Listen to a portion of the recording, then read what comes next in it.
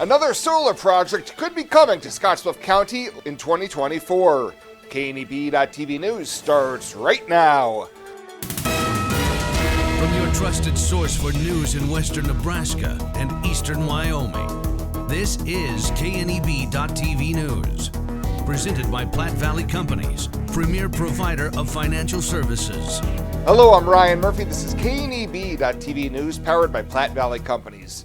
Thanks for joining me. In our top story, the solar project proposed for the southwest corner of Scottsbluff County dominated discussion Monday evening as county commissioners sat as the Board of Equalization.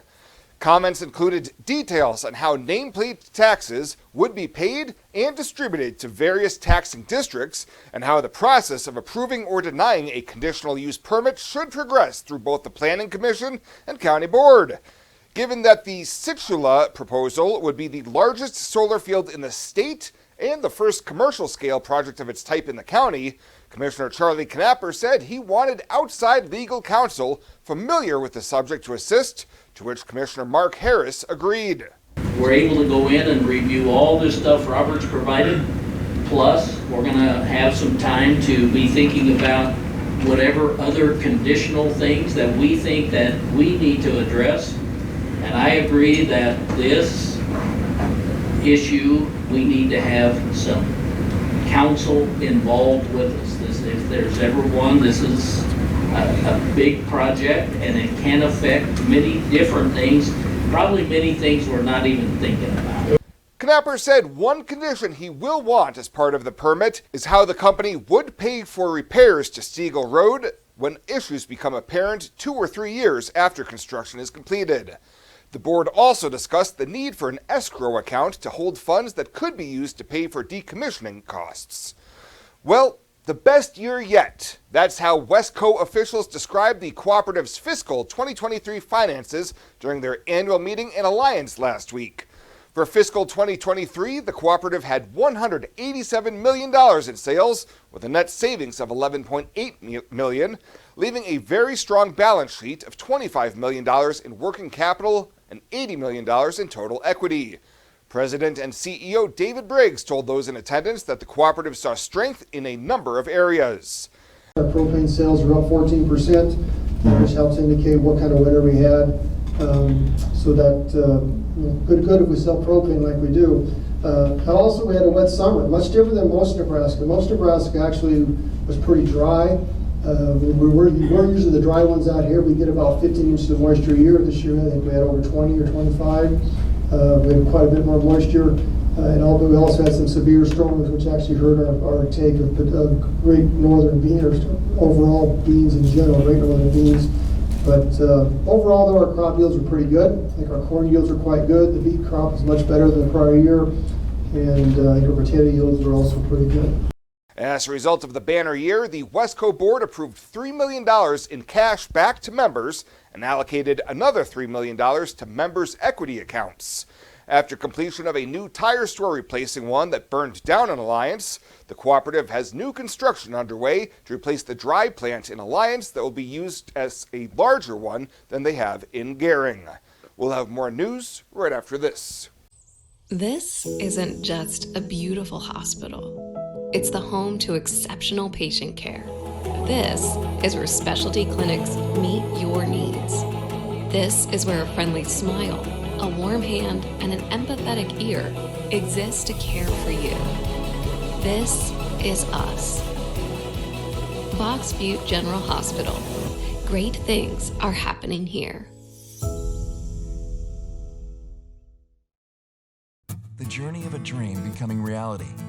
When we're young, a dream develops into a passion.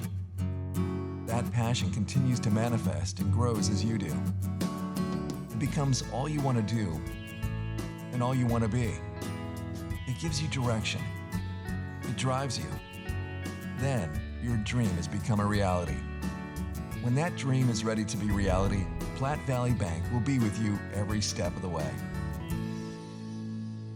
Welcome back. The work of volunteers in the Scottsbluff and Gering area received a boost this week due to the generosity of a local auto dealership.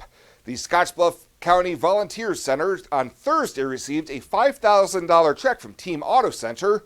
half of which came from a Toyota grant program and was matched by Team.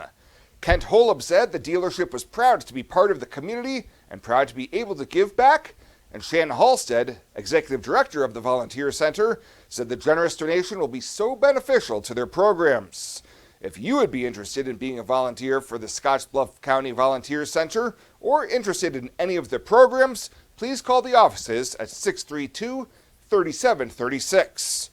Well, a 45-year-old Gering man who was arrested on burglary charges earlier this year has been sentenced.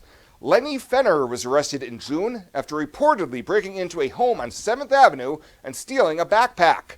The homeowner called police and told officers that the suspect, Lenny Fenner, was walking down the street as they arrived. Fenner ultimately pleaded no contest to a charge of attempted burglary, and earlier this month was sentenced to 120 days of jail and 9 months of post-release supervision. And the Nebraska Public Service Commission has set hearing dates in separate investigations into service outages affecting 911, including telecommunications carrier Lumen and Windstream. The investigations seek to determine the cause and scope of the outages, why redundancy required failed, and a solution to prevent such events from happening again. Commission Chair Dan Watermeyer said any decision regarding the investigations will be made at a later date. Online access to both hearings will be available and can be found by going to the Public Service Commission website. Holiday recycling tips. The holidays bring wrapping paper, boxes, and trees. Remember, when done with these items, recycle them. Wrapping paper can be collected and recycled in one of the city's recycling bins. Boxes can be collapsed and stored to use later or recycled. Finally, your old Christmas tree can be dropped off at this location. This holiday season, give thanks and a start to a healthier new year. Me at Tri-City Stormwater. This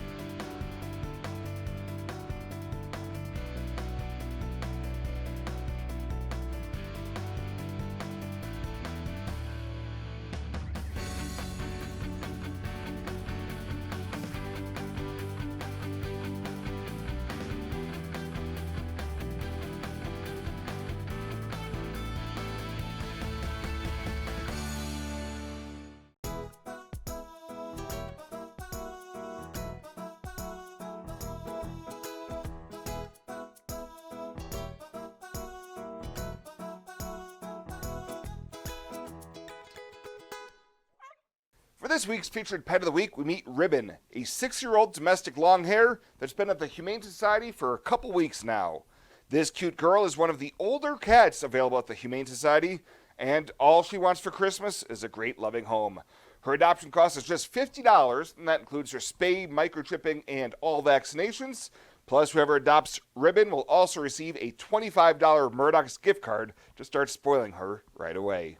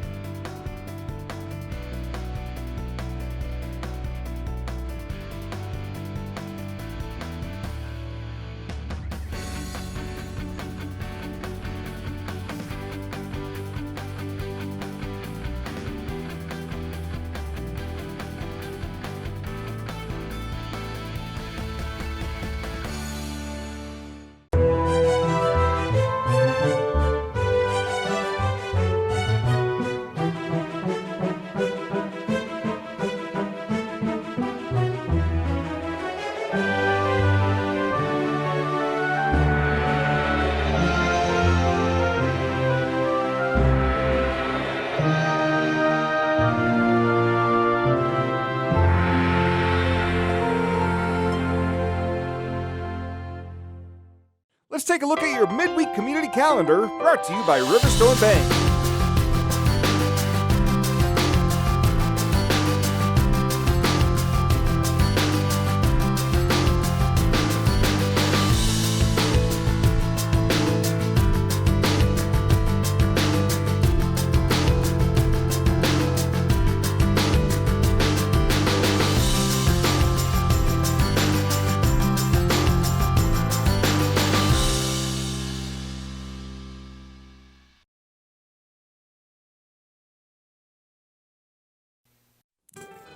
The community calendar is brought to you by Riverstone Bank. We're local and we love our community. Panhandle Trails Intercity Public Transit, based in Alliance, Nebraska, is the only intercity bus serving Nebraska Panhandle communities and Pine Ridge, South Dakota. Panhandle Trails operates a regularly scheduled bus service, assisting you in making connections with Greyhound bus partners, regional airports, healthcare, employment and education opportunities, shopping, family, friends, and more. Panhandle Trails serves the general public of all ages and offers accessible transportation for those with special mobility needs. Let Panhandle Trails help you make your connection. Call 308-761-8747. At Platte Valley Bank, we want to help you take advantage of every adventure. We know you have plans, goals, and dreams. Let us help you with them. Whether you are just starting the business you have always imagined or looking to grow your existing one, we have a business loan to fit your needs. Stop in and see us at Platte Valley Bank and let us help make your dreams a reality. You belong here. Platte Valley Bank, member FDIC, equal housing lender. And finally tonight, our local Runza restaurants donated more than $2,300 to the United Way of Western Nebraska from sales on November 16th, Runza Day for United Way. The dollars raised will help fund nonprofit agencies and programs serving local families in the area of health, education, and financial sustainability and financial stability. Additionally, the funds will allow the United Way to continue community impact projects focusing on food insecurity, homeless prevention, providing basic needs for families in need, and fighting poverty in the communities they serve.